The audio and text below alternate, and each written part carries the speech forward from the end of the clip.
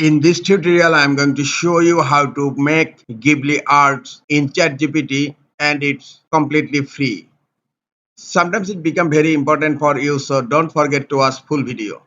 To create Ghibli art in ChatGPT, browse ChatGPT in your browser, and then you will find a plus icon to upload files and more. Click on plus icon here, and then click on upload from computer.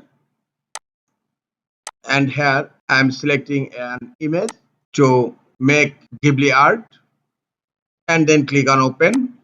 The image is inserted. Now ask anything. Keep your cursor here and type, can you make a Ghibli art of this image for me? Question mark. And then type, please do your best. Now click on up arrow icon here or hit enter. And look, this one is my original image. And getting started, ChatGPT is trying to make Ghibli art, and it will take some more times, maybe 3 to 5 minutes. You have to wait. Yeah, ChatGPT has created the image Ghibli artwork, and look, and it's create the artwork accurately. If you want to download, you will find a download button on upper right corner on the image, and click on download.